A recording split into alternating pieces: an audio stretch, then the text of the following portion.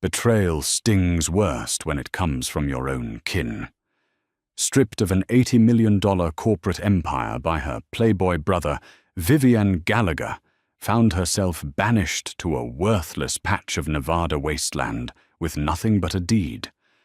Left with absolute ruin, she picked up a shovel and started to dig. Rain lashed against the floor-to-ceiling windows of Fiona Walsh's downtown Seattle law office, blurring the city skyline into a jagged smear of gray. Inside the boardroom, the atmosphere was suffocatingly dry.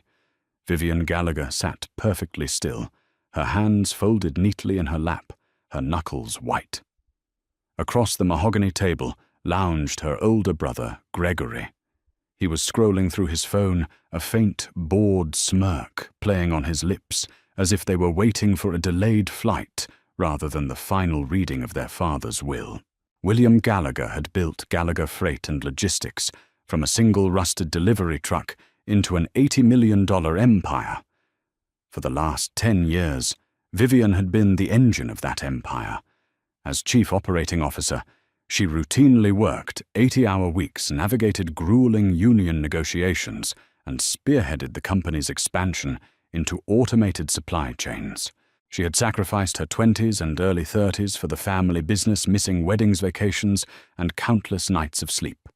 Gregory, on the other hand, had spent the last decade primarily on yachts in Ibiza and at ski resorts in Chamonix, funneling his generous consulting stipend into bad investments and worse habits. When their father's health rapidly declined from early-onset dementia, it was Vivian who managed his care, while Gregory only flew back for the final 2 weeks, hovering around the hospital room with a sudden, uncharacteristic devotion. Fiona, the senior estate attorney, adjusted her reading glasses and cleared her throat. We now come to the distribution of the primary assets, including controlling interest in Gallagher Freight and Logistics, the Mercer Island estate, and all liquid financial accounts.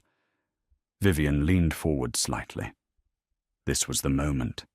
She expected a 50-50 split of the assets, though her father had always promised her the controlling voting shares of the company to ensure its stability.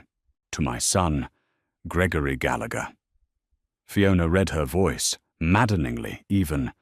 I leave my entire 82% ownership stake in Gallagher Freight and Logistics, the Mercer Island property, and the contents of my primary investment portfolios, trusting him to lead the family legacy into the future.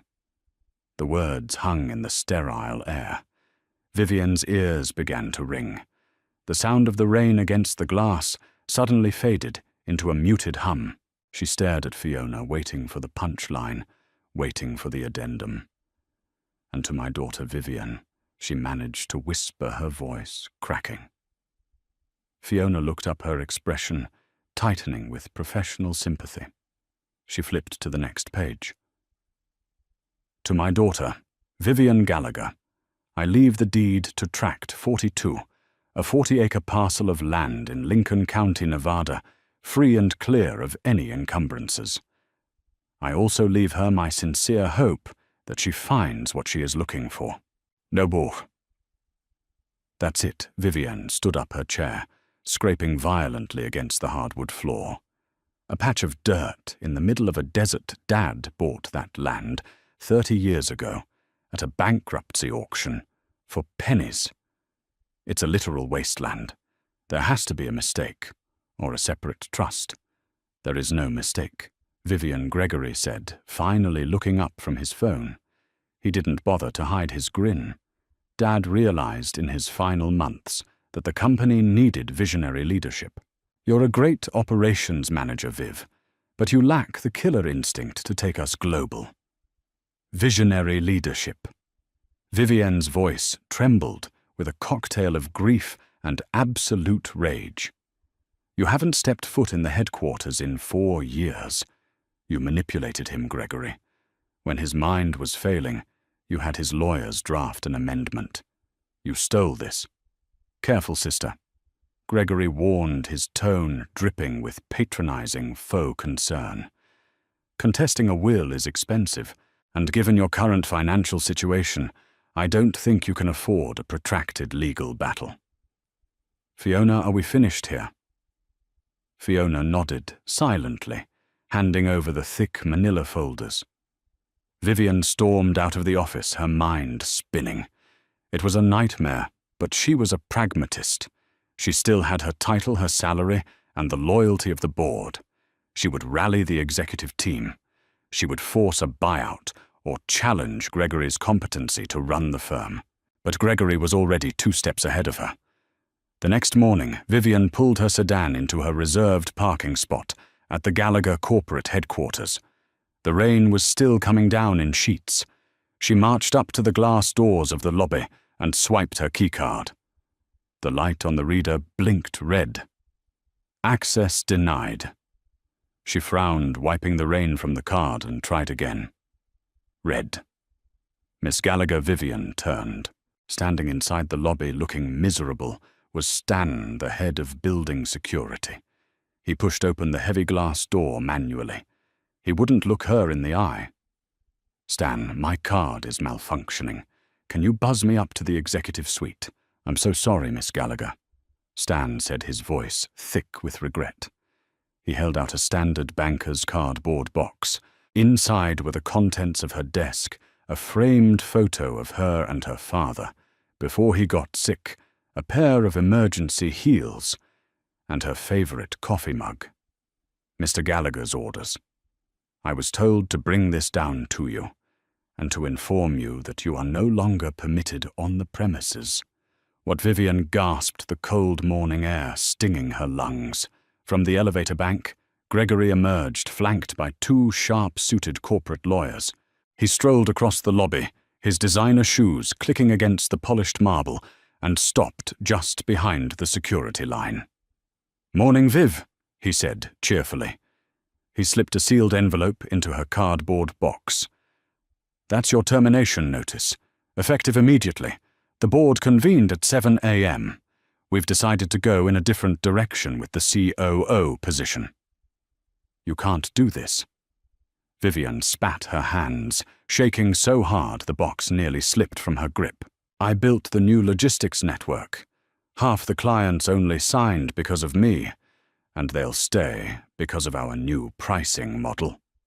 Gregory replied smoothly. "Oh, and regarding your severance, the legal team found several irregularities in your departmental spending over the last quarter.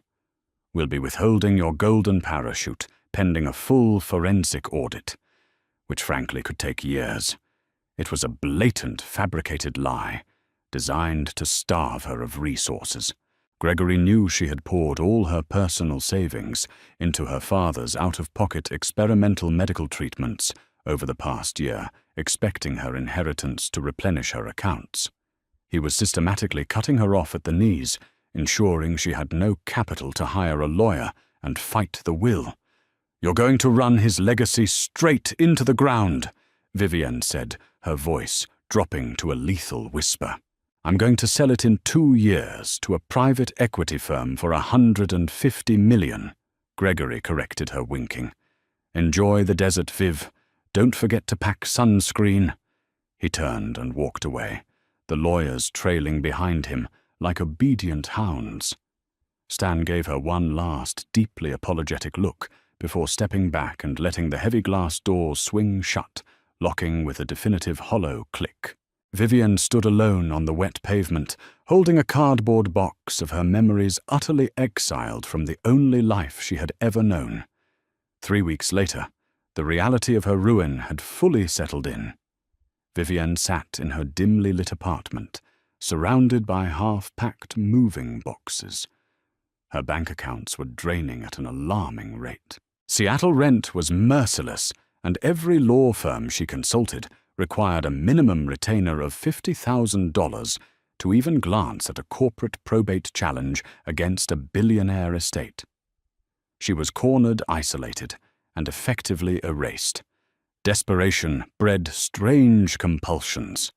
With her eviction notice looming on the kitchen counter, Vivian found her eyes repeatedly drawn to the heavy cream-colored deed sitting on her coffee table.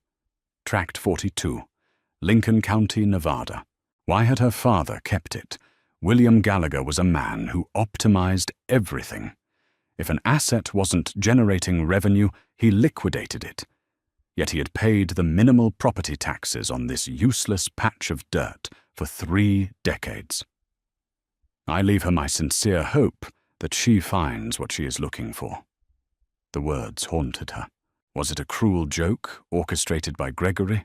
Or was it a message from the man who had taught her everything she knew about hidden value? With nothing left to lose, Vivian packed her SUV with jugs of water camping gear and whatever non-perishable food she could afford. She drove south, leaving the damp green pines of Washington for the blistering, bleached expanses of the American Southwest. Lincoln County was vast, unforgiving, and mostly empty. Tract 42 was located 15 miles off the main highway, down a rutted washboard dirt road that threatened to tear the suspension out of her vehicle. When she finally arrived at the GPS coordinates, she parked her car, stepped out into the 102-degree heat, and felt her heart plummet into her stomach. It was worse than she had imagined. 40 acres of cracked alkali crust, dead sagebrush and jagged rocks baking under a punishing sun. In the distance, a dilapidated wooden structure, barely more than a shack, leaned precariously against the wind. There was no water, no power lines, no sign of life, except a lone hawk circling lazily in the thermals above. "He really did leave me nothing," she whispered, the dry wind snatching the words from her mouth. As she stood there, overwhelmed by a tidal wave of defeat, a cloud of dust appeared on the horizon. A beat-up, rust-colored pickup truck rattled down the dirt road and ground to a halt behind her SUV. The driver's side door creaked open, and a man in his late 50s stepped out. He wore a faded denim shirt, a wide-brimmed canvas hat, and a thick grey beard. "You lost, miss," he called out, his eyes crinkling against the glare. "Ain't nothing out this way, but snakes and heat stroke." "I own this land," Vivian replied, defensively crossing her arms. "I'm Vivian Gallagher." The man paused, walking a few steps closer. He tipped his hat. "Well, I'll be." "Gallagher. I'm Wyatt Henderson. My property borders yours on the north side, about 3 miles up the ridge. I knew your daddy. Met him exactly once, maybe 25 years ago." Vivian's interest spiked. "You met William out here?" Wyatt nodded slowly, taking in her pristine, city-bought hiking boots. "Yep. He drove out here in a fancy black town car that had no business being on these roads. Stood right about where you're standing, looked out at the dirt, smiled to himself like he knew a joke nobody else did, and then drove off. Never saw him again. Did he say anything to you? Just that he was planting a seed?" Wyatt chuckled, wiping sweat from his brow. "I told him nothing grows out here. He just gave me a look and said, 'The best investments are the ones that take a while to bloom.' Figured the heat got to him. Listen, miss. This land is dead. The mining companies scoured it in the 60s and found squat. If you're planning on staying, you better have lots of water. Flash floods come through the dry washes without warning, too. Watch your step." With a polite nod, Wyatt climbed back into his truck and drove off, leaving Vivian alone with the oppressive silence of the desert. She spent the night in the back of her SUV, tossing and turning as the temperature plummeted. When the sun crested the horizon, casting long purple shadows across the cracked earth, Vivian made a decision. She wasn't going back to Seattle. She wasn't going back to beg Gregory for a settlement. If this was all she had, she was going to know every inch of it. She spent the next 2 days walking a grid pattern across the 40 acres. She found rusted tin cans, sun-bleached animal bones, and endless fields of quartz and shale. By the afternoon of the second day, her skin was burned, her lips were chapped, and her resolve was fraying into sheer anger.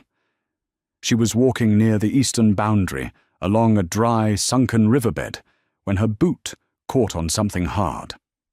She stumbled, scraping her palms on the coarse gravel. Swearing loudly, Vivian turned around to kick whatever rock had tripped her. But it wasn't a rock. Sticking 2 inches out of the hardened earth was a thick piece of oxidized steel rebar. It was cut perfectly flat on the top. Vivian frowned. She knelt down, ignoring the sting in her palms, and brushed away the loose sand around the metal. As she dug with her bare hands, she noticed the dirt here was different. It wasn't naturally compacted.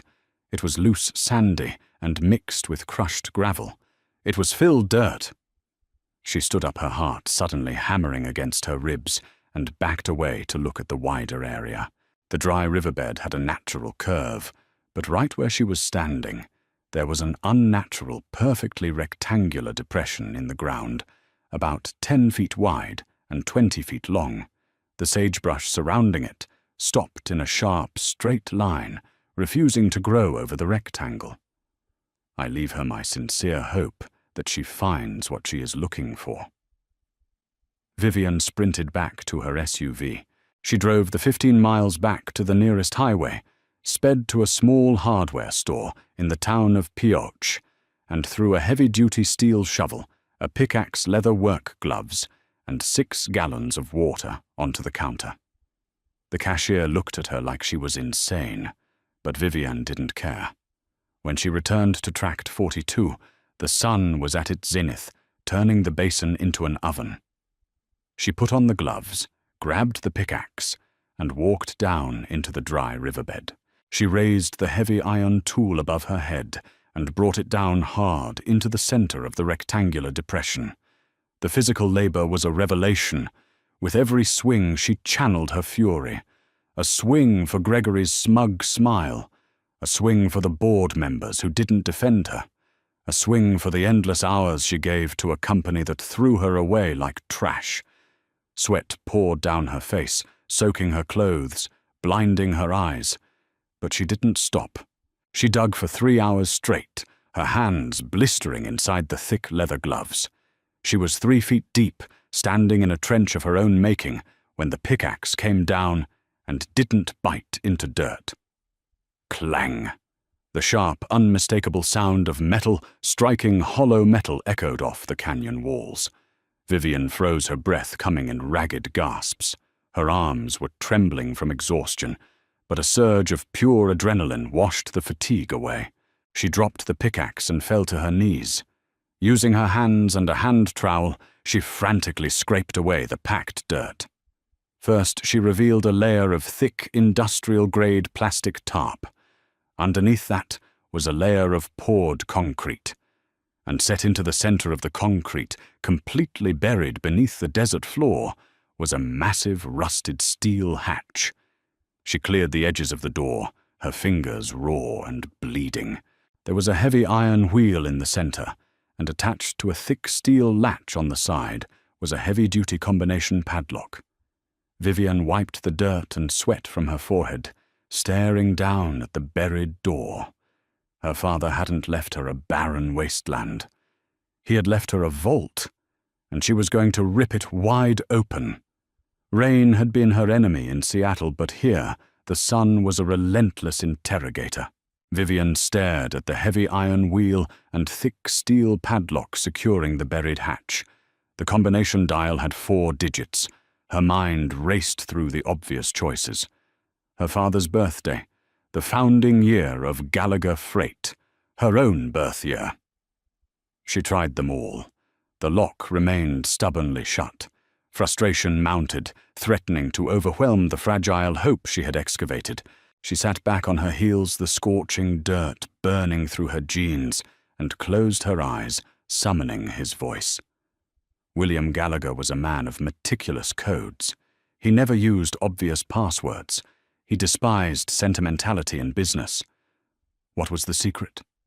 Vivian replayed her last meaningful conversation with him before the dementia had stolen his sharp mind. They had been discussing supply chain bottlenecks. He had said, "Always remember the route, Viv.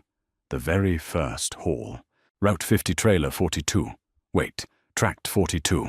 She scrambled back to the heavy padlock. 5042. Her hands shook as she aligned the rusted numbers on the dial. 5, 0, 4, 2. She held her breath and tugged the metal clasp. With a harsh grinding scrape that echoed across the desolate basin, the padlock popped open. Vivian let out a breathless gasp, tossing the heavy lock into the dirt. She grabbed the iron wheel with both hands, braced her boots against the concrete lip, and pulled with every ounce of strength she had left. The hinges screamed in protest, shedding decades of rust, but the heavy hatch slowly lifted. Stale, cool air wafted up from the darkness, carrying a metallic scent. Reaching into her pocket, she retrieved her phone, turning on the flashlight before aiming the beam down the dark hole. A rusted metal ladder descended into a concrete shaft. Vivian did not hesitate. She climbed down her boots, clanging hollowly against the rungs. 10 feet down, her feet hit a solid floor. She swept the flashlight beam around the room and froze. This was no dusty root cellar. It was a climate-controlled, highly reinforced bunker. Rows of sleek, dormant computer servers lined the walls, thick black cables snaking across the floor like dormant serpents. In the center of the room sat a massive steel desk. On top of it lay a single pristine leather binder bearing the corporate logo.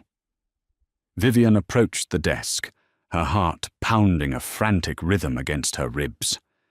She wiped the dust from the cover and opened the binder. Inside were legal documents, printed on heavy stock paper, bearing the official seals of the state and federal government. The first page was a certificate of incorporation for a company called Apex Logistics Network. Vivian gasped. Apex was the proprietary routing algorithm she had spent 7 years developing for her father. It was the absolute crown jewel of their entire freight empire, the sole reason they were valued at $80 million in the current market. She flipped the page, her eyes scanning the dense legal jargon. The second document was a transfer of intellectual property rights. William had quietly stripped Gallagher Freight of its most valuable asset and transferred full ownership of the Apex algorithm to this newly formed holding company. And there listed as the sole proprietor, CEO, and 100% shareholder of Apex Logistics Network was Vivian Gallagher. The physical servers powering the entire continental network were not in Seattle. They were buried right here, under 40 acres of worthless Nevada dirt. Her father had not left her a barren, empty wasteland. He had given her the keys to the kingdom, cleverly insulated from Gregory's greedy grasp. Vivian let out a ragged, disbelieving laugh that quickly turned into a sob. Her father had known. He knew his mind was slipping, and he knew Gregory would swoop in to manipulate the final will. So William had legally severed the company brain from its body, hiding the brain where only Vivian would have the tenacity to find it. Without the Apex algorithm, Gallagher Freight was just a collection of aging trucks and expensive leases. Gregory had inherited a hollow shell. She held the power. Vivian noticed a small red master power switch on the wall beside the servers, accompanied by a satellite uplink terminal. The bunker was entirely off the grid, powered by a buried solar and battery array. A note in her father's scrawled handwriting was taped above the switch. It read, "When you are ready to take the wheel, flip this." Vivian reached out her fingers, trembling with anticipation. She flicked the switch upward. The room hummed to life. Blue lights flickered across the server racks. The cooling fans roared. The brain of the empire was now fully awake and under command. Gregory Gallagher sat down in his corner office, nursing a glass of expensive scotch. He was admiring the panoramic view of the Seattle skyline when his desk phone began to ring incessantly. It was his chief technology officer, looking completely panicked. The entire nationwide logistics network had just gone offline. Thousands of trucks were suddenly stranded. At way stations, automated warehouses were instantly frozen, and client portals were flashing fatal error codes. The entire system was locked behind an encrypted firewall they could not penetrate. Gregory demanded immediate answers, screaming loudly into the receiver, but his frightened CTO had absolutely none. An hour later, Gregory's private cell phone buzzed. An unknown number flashed on the screen. He answered it with a sharp bark. "Who is this?" "Hello, Gregory." Vivian's calm, measured voice floated through the speaker. Gregory scoffed. "Vivian, I do not have time for your begging. We are dealing with a massive cyber attack." "It is not an attack," she replied smoothly. "It is a repossession. Did you ever wonder why Dad bought Tract 42, or why the company tech infrastructure was audited so thoroughly last year? He was moving the intellectual property. I own the algorithm, all of it, Gregory." Silence stretched across the line, heavy and suffocating. Gregory gripped the phone so tightly his knuckles turned white. "You are lying," he hissed. "I own Gallagher Freight. I own absolutely everything here." "You own the trucks," Vivian corrected him. "You own the office chairs, the water coolers, and the massive debt. But without my software, those trucks do not move. You are bleeding millions by the hour. And in exactly 3 days, your private equity buyers will pull out when they realize they are purchasing a paralyzed company. You played a very dirty game, Gregory, but you fundamentally misunderstood the board you were playing on." "What do you want?" Gregory asked, his voice finally cracking the arrogant veneer, shattering into a million pieces.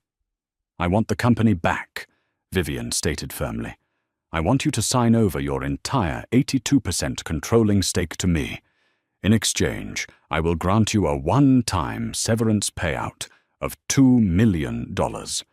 Enough to keep you on the ski slopes, but far away from my boardroom." $2 million. Gregory sputtered, outrage coloring his face. "The company is worth 80. Not without me, it is not," Vivian countered sharply. "You have until tomorrow morning to sign the documents." She hung up the phone. Vivian stepped out of the bunker, climbing back up into the blinding Nevada sunlight. The desert did not look so barren anymore. It looked beautiful. It looked like pure victory. Wyatt Henderson's dusty pickup truck was parked near her vehicle again. The older man was leaning against the hood, a knowing smile playing on his weathered face. "You found what he buried, then?" Wyatt asked, tipping his canvas hat. Vivian nodded, wiping the dirt from her jeans. "I did. Turns out it was not just a seed. It was a fully grown oak tree waiting." "I reckon you will be heading back to the city now," Wyatt noted, looking out across the vast, empty landscape. "Yes," Vivian replied, looking at the deed in her hand. "But I am keeping this land. It is the most valuable thing I own." The following morning, a frantic corporate courier delivered a stack of expedited legal documents to Vivian's hotel room in Vegas. Gregory had capitulated. The private equity deal was collapsing. The board was threatening a vote of no confidence, and he had absolutely no other option. He had signed away the empire for a fraction of its true worth. Vivian returned to Seattle a week later, not as a desperate outcast, but as the undisputed reigning monarch of Gallagher Freight. The rain was still falling when she swiped her newly minted top-tier security badge at the corporate headquarters. The light flashed a welcoming green. Stan, the security guard, beamed a brilliant smile as he opened the heavy glass doors for her. She walked into the boardroom, took her rightful seat at the head of the long mahogany table, and began the hard, satisfying work of rebuilding her father's true legacy. She had survived the deepest exile imaginable. The empire was hers again, stronger and more secure than it had ever been before. Gregory was gone, banished to his European resorts, permanently locked out of the family business. She had turned a barren patch of desert into the ultimate checkmate.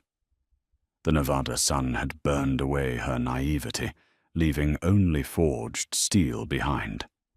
She looked out the window at the beautiful city below. The storm had finally passed, and the horizon was perfectly clear. Her father had taught her the greatest lesson perfectly. The true treasure is never found where everyone else looks. It is buried deep, waiting for someone willing to dig. If you loved this dramatic tale of ultimate betrayal and brilliant revenge, please hit that like button right now. Do not forget to share this incredible story with your friends and family. Subscribe to our channel for more thrilling real-life stories, wild plot twists, and inspiring tales of justice. Leave a comment below, telling us what you would do if you found a secret bunker in the remote desert. Thanks for watching, and we will see you next time.